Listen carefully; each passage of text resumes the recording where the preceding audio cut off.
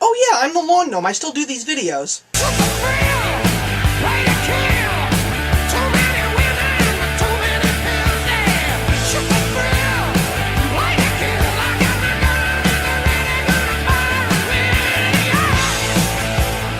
Summer is finally here, and the blockbusters are emerging in full force, and a wise man once said, "We don't know where we're going until we know where we've been." So of course, the first movie that has come out this summer is the great Iron Man 3, not directed by Jon Favreau this time, but directed by Shane Black, but still stars the great Robert Downey Jr. However, you have seen many reviews in regards to these great Marvel Universe movies, but there were 3 that I did not review because of the fact that I wasn't making YouTube videos. So I felt that today it would be right to go full circle and talk about the first 3 chapters that I missed on Up from the Underground. So today we're going to take a look at the first 3 installments in the first piece of the Marvel Universe film collection, and that is Iron Man, Iron Man 2, and The Incredible Hulk. Now, of course, The Incredible Hulk came out in between both Iron Mans, but when you see all 3 of these films, which are fantastic, by the way, you really don't need to see them in any particular order. There will be links to all the movies, but you don't need to see the Hulk before Iron Man 2 or after Iron Man 2. There's really no preference, but you do have to see Iron Man first.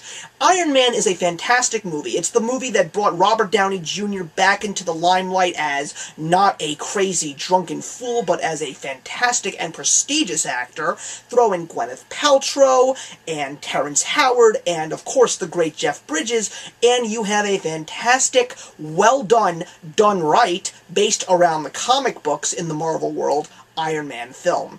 It is exciting, it is action-packed, and perfectly comedically timed. Robert Downey Jr. is fantastic as Iron Man in this movie, and Jeff Bridges is one of my favorite actors. I've never seen him so deliciously evil in a movie like this, and if you are a fan of the comic books, it's a little bit more of an updated version of his origin story, but nevertheless, they keep to the truth of the Iron Man mythos and give you a fantastic start to the movies, and this is basically where we all learn when the credits roll, you can't go and walk away. There's a little surprise at the very end, and that is when we were introduced to the beginning of what was going to become a incredible line of connected films.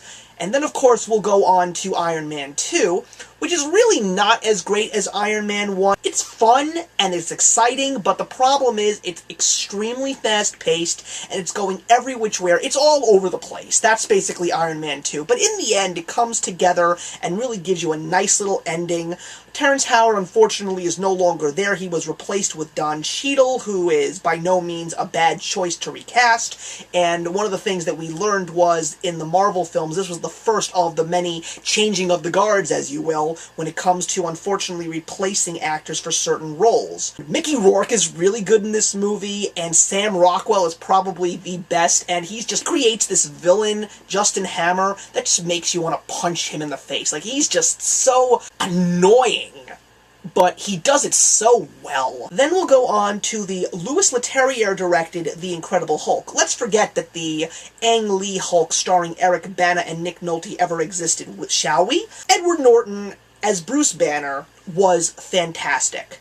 And adding in William Hurt and Liv Tyler and the great Tim Roth as the soon-to-be villain Abomination in this film were just beautifully cast. One of the things that you definitely know in regards to the Marvel Universe movies is they give you well-known actors, but they're not always the most A-list. I mean, Robert Downey Jr. was not the A-list yet when he did Iron Man 1. Unless you've seen Quentin Tarantino movies, you know exactly who Tim Roth is, but what I love so much about these not-so-well-known, yet known actors is they give you so much more when you're watching these films, and the best thing about The Incredible Hulk is it gave you so much more of an appreciation to the Hulk. You got to know a little bit more of the creature as well as the person. They really did some great character development. Liv Tyler really wasn't much to sneeze at, but It was really exciting, and I love the fact that they threw in a lot more than just the comic book references, the fact that it wasn't a beginning origin story, like, you already knew the story, and they basically just picked it up where it left off, and they gave you a couple of hat tips to the original Incredible Hulk television show, which was really, really good. And the final battle in the end, if you're a comic book fan of the Hulk, you just love what you see at the very end when good versus evil collides in a great way. And of course, another little surprise at the very end of the movie. So that's 3 movies, everybody. And I'm going to give Iron Man 1 3.5 out of 4. I'm going to give Iron Man 2 2.5 out of 4, and I'm going to give The Incredible Hulk 3 out of 4.